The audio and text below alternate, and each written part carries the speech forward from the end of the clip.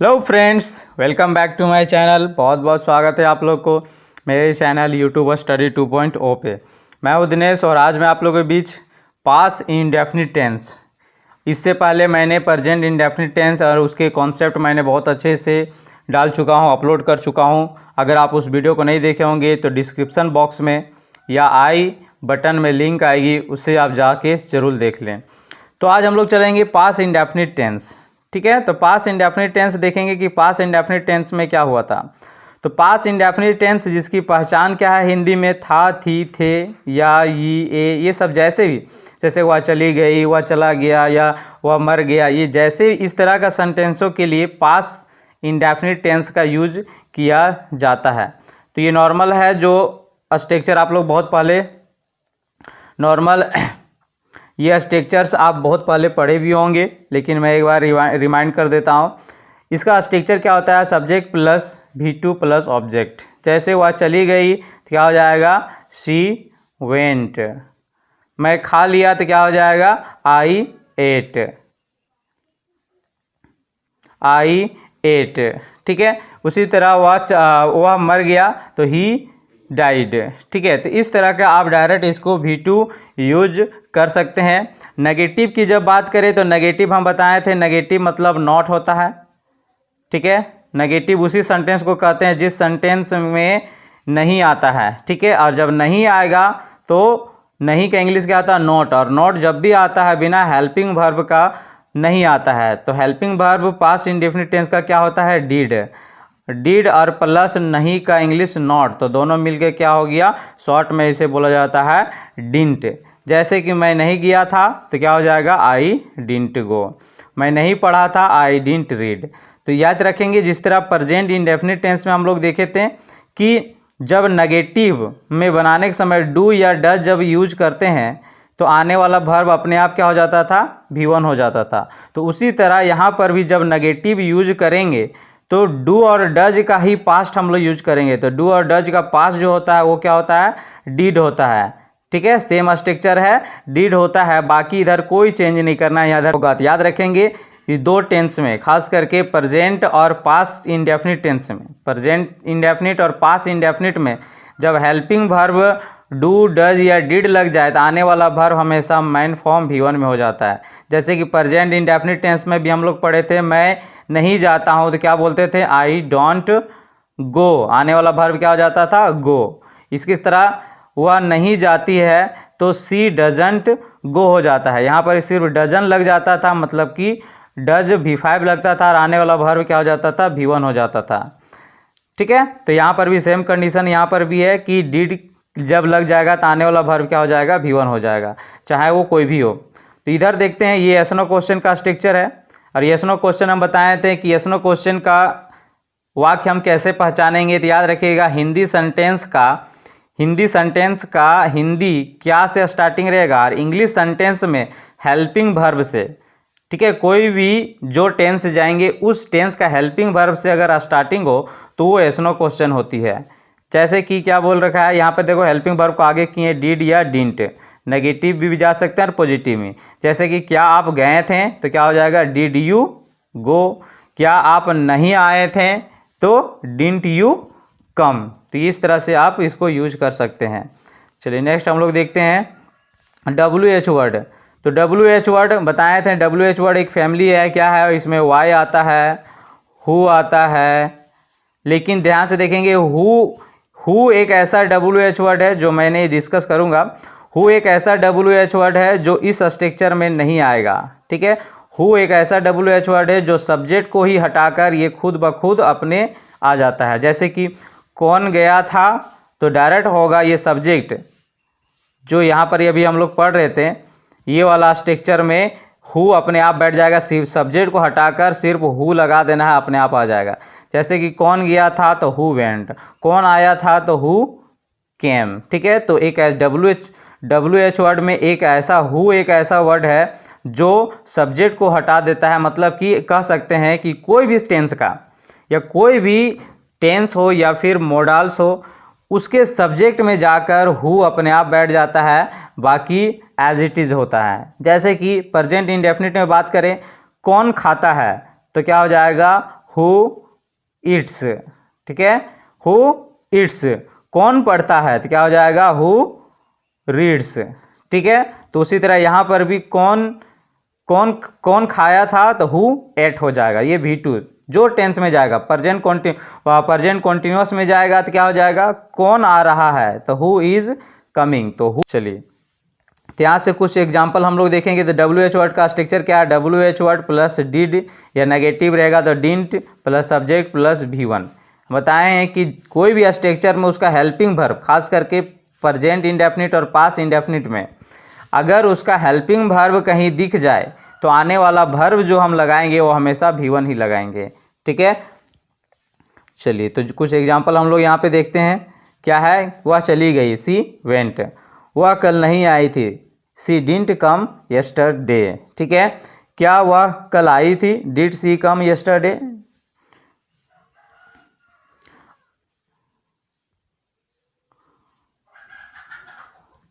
तुम कहाँ गए थे कल, where did you go yesterday, did लग गया तो आने वाला वर्ब क्या हो गया, V1। तो याद रखेंगे जहाँ डिड दिख गया तो वहाँ V1 होना चाहिए।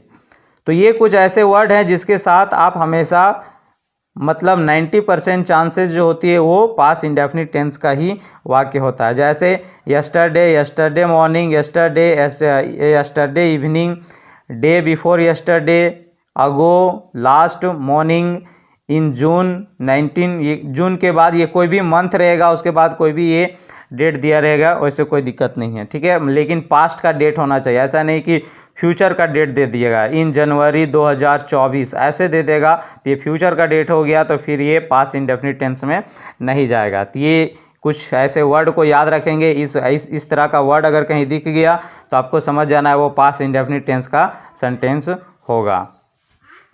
चलिए नेक्स्ट हम लोग देखते हैं थोड़ा सा, यहाँ पर इस सेंटेंस को देखो क्या बोल रखा है कि when I was young I had gone to temple with my family.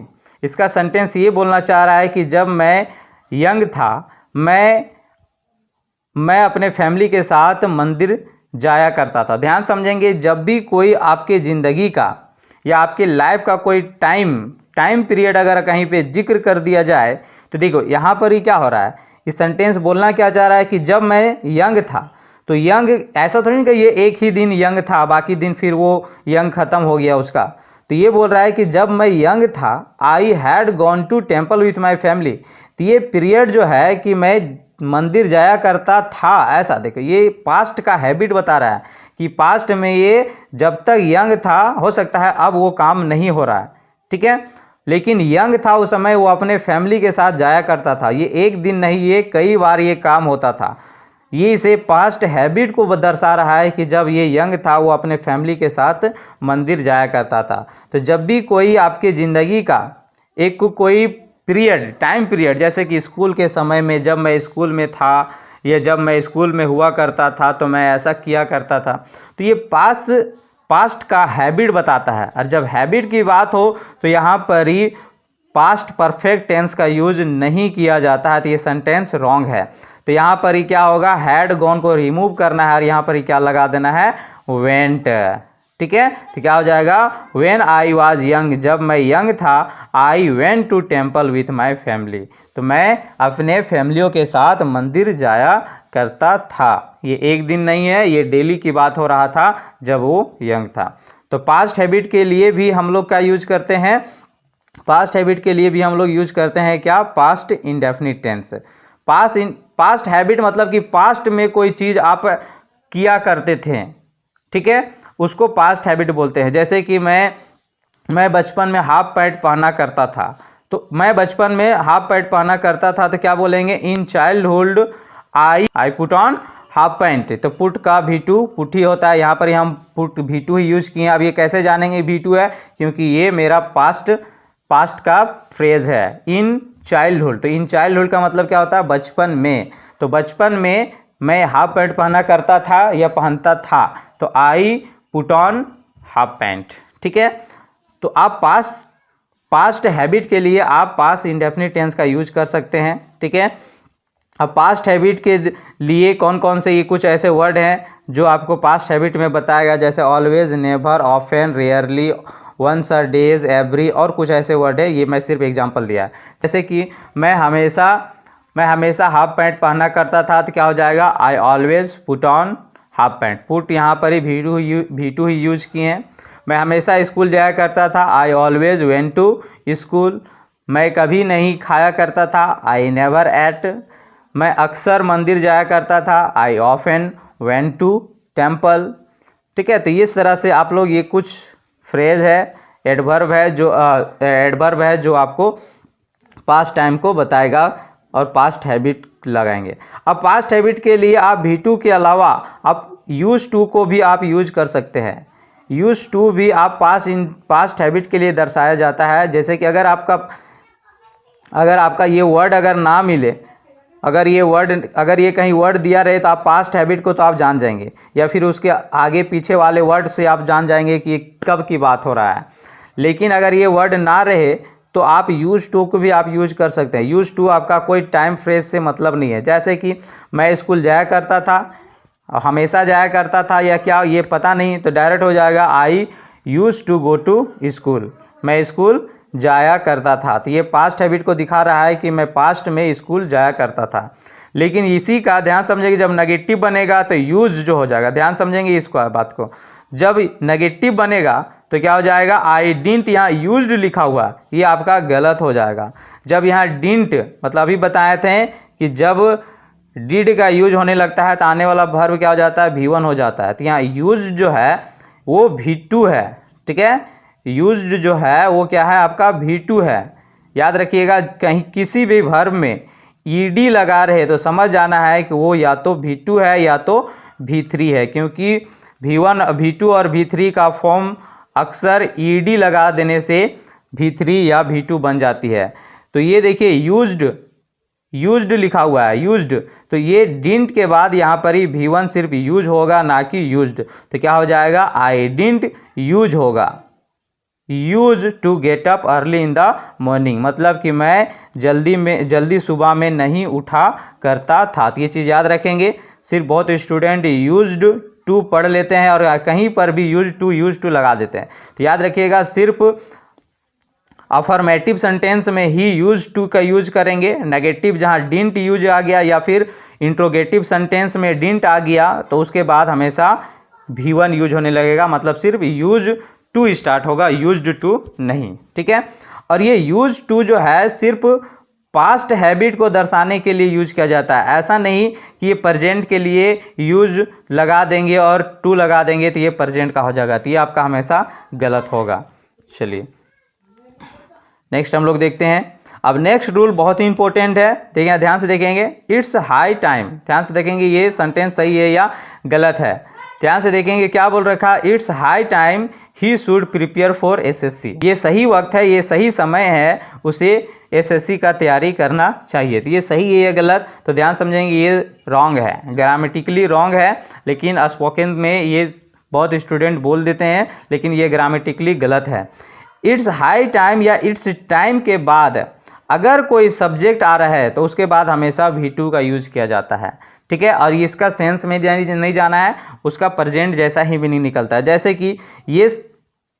कि अगर यहाँ पर ही इसको रिमूव कर देगा शुड को, और ये जो है प्रिपेयर को प्रिपेयर्ड कर देगा, मतलब कि V2 बना देगा, तो ये फिर सही हो जाएगा। क्या हो जाएगा, it's high time he prepared for SSC, मतलब ये सही समय है उसके लिए एसएससी की तैयारी करने के लिए। ठीक है, तो ये आपका सही हो जाएगा, शुड को रिमूव कर देना है और उसके बाद V2। तो याद रखेंगे, इट्स हाई टाइम या इट्स टाइम अगर कहीं दिख गया और सब्जेक्ट दिख गया तो आने वाला वर्ब जो होगा वो हमेशा V2 होगा, जो स्ट्रक्चर आपका यहाँ पर ही बना हुआ है। ठीक है, अब ध्यान से समझेंगे, एक और स्ट्रक्चर हम देखते हैं यहाँ पर ही, लेकिन ये सब्जेक्ट रहेगा तभी V2, ध्यान से देखेंगे, ये सब्जेक्ट रहेगा तभी यहाँ पर V2 का यूज करना है।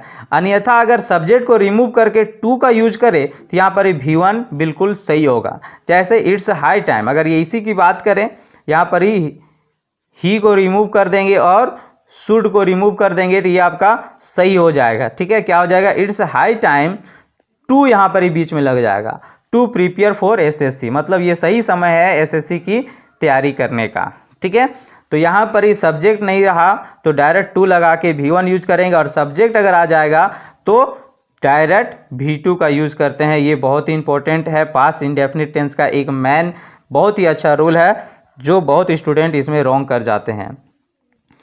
चलिए नेक्स्ट हम लोग देखते हैं।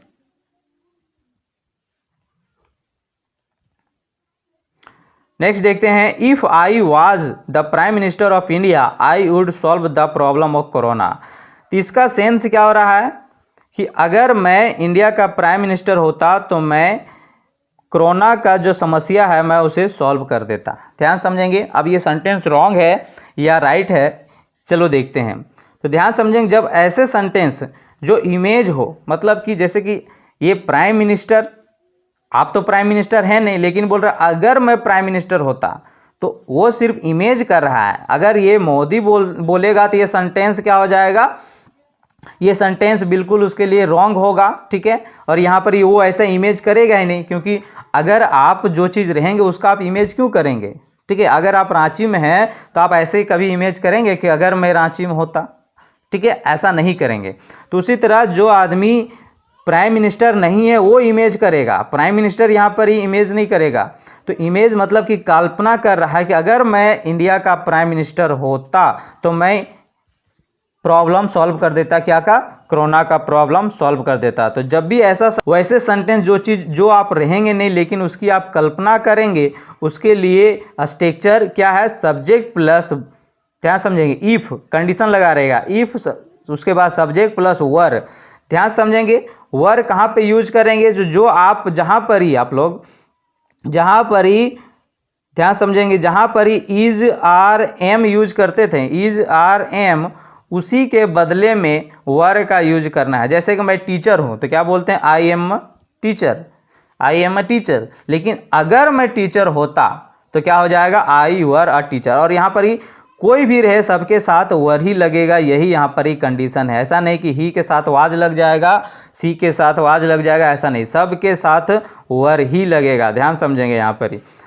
उसके बाद अगर वर, अगर इजारेम का फॉर्म अगर आ रहा होगा, जैसे कि अगर आप नहीं समझेंगे कि वर के साथ जाएं कि V2 के साथ, तो आप उसको इमेज हटा देंगे और आप वो चीज़ को सोचेंगे कि मैं वो चीज़ हूँ। जैसे कि अगर हम बोल रहे हैं कि अगर मैं प्राइम मिनिस्टर होता, तो अगर हटा दो और बोलो मैं प्राइम मिनिस्टर हूँ, तो आप कैसे बनाएंगे, आई एम, तो एम के साथ गए। तो अभी हम बताएं कि इज या एम या वर के साथ अगर आप बिना इमेज करते हुए जा रहे हैं तो उसके साथ यहाँ पर ही, सॉरी, आर के साथ बिना इमेज किए हुए जा रहे हैं तो उसके साथ यहाँ पर ही वर का यूज करेंगे। तो क्या बोल रहा है कि मैं प्राइम मिनिस्टर होता, तो क्या अगर मैं प्राइम मिनिस्टर होता, तो यहाँ पर इफ़ लग गया कंडीशन, ठीक है। और इसकी पहचान है दोनों सेंटेंसों की ओर ताती ही आता है, मतलब इमेज इसी तरह होता है, अगर मैं ऐसा होता, अगर मैं वैसा होता, काश मैं राजा होता। इस तरह के सेंटेंसों में क्या होता है, इमेजिनरी सेंटेंस होते हैं और इसके साथ सबके साथ वर ही लगता है। अगर आप इजारेम का फॉर्म नहीं आ रहा है तो वर ना लगा के डायरेक्ट V2 लगाएंगे, ठीक है।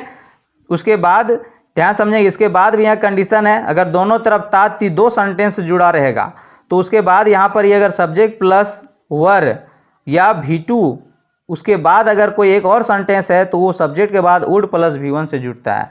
जैसे कि ध्यान समझेंगे इस सेंटेंस को, तो इफ़ आई वर, तो यहाँ पर ही वाज हटेगा और यहाँ पर ही क्या हो जाएगा, वर, क्योंकि कंडीशन है और इमेज कर रहे हैं, हम प्राइम मिनिस्टर नहीं है, हम ऐसा इमेज कर रहे हैं कि अगर मैं होता। तो इफ़ आई वर हो जाएगा, if I were the prime minister of India I would solve the problem. यहाँ दो सेंटेंस था कि अगर मैं प्राइम मिनिस्टर होता, एक सेंटेंस, तो मैं इंडिया यानी कोरोना का प्रॉब्लम सॉल्व कर देता, दो सेंटेंस है। तो दोनों सेंटेंस, अगर दोनों सेंटेंस ताती में जुड़ा हो तो एक सेंटेंस तो आपका कंडीशनल वाला बनेगा इफ के साथ, और दूसरा सेंटेंस वुड प्लस सब्जेक्ट, मतलब कि V1, ठीक है, subject plus would plus V1 के साथ अटैच होगा, जो यहाँ पर ही स्ट्रक्चर है। एक और कंडीशन इसी में आ जाएगा, ध्यान समझेंगे, इसी का sentence if plus had been plus या V3, ठीक है, उसके बाद subject plus would plus have plus been या V3 का से जुड़ा रहता है और सेंटेंस सेम इसी तरह रहता है। इफ़ ही, जैसे इस एग्जांपल को देखो, if he had been alive he would have been with me, अगर वह जिंदा होता तो वह मेरे साथ होता। तो ये ध्यान समझेंगे कि ये दोनों स्ट्रक्चर बहुत ही फंसाता है, इरर में आपको बहुत ही मिलेगा। कभी कभी ये पोजीशन ध्यान समझेंगे, अगर इधर V2 रहेगा तो वुड के बाद इधर V1 ही होना चाहिए। अगर कहीं पे इधर हैड उसके बाद V3 हो तो यहाँ पर ही वुड के बाद है प्लस V3 ही होना चाहिए। कभी क्या करेगा कि ये आधा ये स्ट्रक्चर दे देगा, आधा इधर वाला दे देगा। कभी कभी ये वाला स्ट्रक्चर इधर दे देगा और कभी कभी ये वाला इधर दे देगा। तो आपको देखना है ये दोनों स्ट्रक्चर को, दोनों का हिंदी मीनिंग सेम होता है, ठीक है। तो ये चीज़ आप लोग ध्यान से देखेंगे। इसको आमतौर पे हम पास्ट परफेक्ट टेंस में मैंने और डिस्कस करूँगा। तो ये मैंने आप लोग को इसलिए दिया ताकि दोनों को एक साथ देखेंगे तो आपको आसानी होगी समझने के लिए। तो ऐसे और भी इमेजिनरी सेंटेंस है जो इफ़ के अलावा और भी ऐसे इमेज वाले सेंटेंस बनते हैं। जैसे कि ध्यान से देखेंगे यहाँ पर ही ये कुछ ऐसे वर्ड हैं, अगर इन वर्डों के साथ अगर स्टार्टिंग हो तो उसके बाद सब्जेक्ट प्लस वर या V2 हुई यूज होता है। ध्यान समझेंगे, यहाँ पर ही दो सेंटेंसों की बात हो रहा था, इसीलिए हम लोग दोनों तरफ हम लोग स्ट्रक्चर बनाए। लेकिन कभी कभी आपको सिर्फ एक स्ट्रक्चर ये वाला देगा, ये वाला, तो आपको ध्यान से देखेंगे। जैसे कि काश मैं राजा होता, तो काश मैं राजा होता तो क्या हो जाएगा, आई wish I were a king. तो यहाँ पर ही डायरेक्ट ये वाला है, ये वाला नहीं है। जब ये वाला रहेगा तो सिर्फ आपको इसको ध्यान देना है, इसको नहीं। लेकिन जब दो सेंटेंस रहेगा, तो आपको इसको फोकस करना है, इसको ध्यान रखना है कि किधर कब क्या लगेगा। मतलब कि अगर ये वाला स्ट्रक्चर के साथ जाएंगे तो इधर ये लगाना पड़ेगा, और अगर इस स्ट्रक्चर से जाएंगे तो ये लगाना पड़ेगा। तो कुछ और भी ऐसे वर्ड हैं जैसे कि इफ़ तो हम लोग पढ़ें, एज इफ़ मतलब मानो, एज दो मतलब ही मानो, इज़ इफ़ ओनली मतलब क्या होता है, काश, ठीक है। उसके बाद सब्जेक्ट प्लस विश या विशेष। अब ध्यान समझेंगे, विश या विशेष यहाँ सब्जेक्ट हम लोग इसलिए लिखे हैं, जैसे बोलते हैं कि काश मैं राजा होता, तो आई विश उसके बाद अपने सब्जेक्ट लगा के बोल सकते हैं, आई wish I were a king, ठीक है। तो यहाँ पर ही विश अगर सब्जेक्ट सी रहा तो उसके साथ क्या लगेगा, विशेष लग जाएगा। सी विशेष सी वर अ डॉक्टर, वह काश वह डॉक्टर होती। तो इस तरह से वो इमेज करेगी, सी विशेष सी वर अ डॉक्टर। तो इस तरह के गए। काश मैं गया होता तो क्या हो जाएगा, आई विश आई वेंट। काश मैं बना होता तो क्या हो जाएगा, आई विश आई बिकेम। काश मैं डॉक्टर बना होता, आई wish I became a doctor. तो इस तरह के कई सेंटेंस आप बना सकते हैं। अब देखो यहाँ पर कुछ एग्जाम्पल लिए हैं। इफ़ ओनली मतलब काश, आई वर देयर, काश मैं वहाँ होता, ठीक है। I wish I had a government job, मैं विश करता हूँ मतलब काश मेरे पास गवर्नमेंट जॉब होता।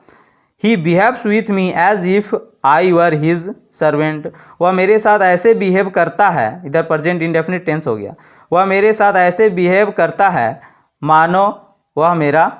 मानो मैं उसका नौकर हूँ, if I were his servant. तो इस तरह के कंडीशनल सेंटेंस को आप आराम से बना सकते हैं। तो इस तरह के वर्ड के साथ आपको क्या लगाना है, डायरेक्ट सब्जेक्ट प्लस V2 लगाना है। और V2 में भी एक चीज़ ध्यान देना है, सबके साथ अगर इज आर एम का फॉर्म अगर कहीं दिख गया तो सबके साथ वर ही लगाना है। यहाँ पर हम बताएं कि वर को पहचानने का तरीका, अगर वर जाएँ कि डायरेक्ट V2 वाला जाएँ तो ये भी V2 ही है, लेकिन वर के साथ जाएं कि डायरेक्ट V2 मतलब कि मैन फॉर्म वाला V2, जैसे कि गो का वेंट वाले साथ जाएं कि वर के साथ जाएं। तो ये हमें कैसे पता चलेगा, तो इमेज से हटकर आप उसको सोचो कि मैं वो चीज़ मैं हूँ। जैसे कि काश मैं राजा होता, तो काश मैं राजा होता छोड़ो और बोलो कि मैं राजा हूँ, तो क्या बोलेंगे, I am a king. I am के साथ गए तो एम के साथ जाएंगे तो वर को यूज करना है यहाँ पर, जैसे काश लगाएंगे, ठीक है। तो इस तरह से आप आसानी से समझ सकते हैं। तो ये आज का टॉपिक यहीं तक रहा। पास्ट इंडेफिनिट टेंस खत्म हो गए हैं, हम लोग नेक्स्ट देखेंगे नेक्स्ट वीडियो में। तो मिलते हैं नेक्स्ट वीडियो में, तब तक के लिए गुड बाय। वीडियो कैसी लगी कमेंट बॉक्स में ज़रूर कमेंट करें, और चैनल को सब्सक्राइब कर देंगे जितने भी नए होंगे।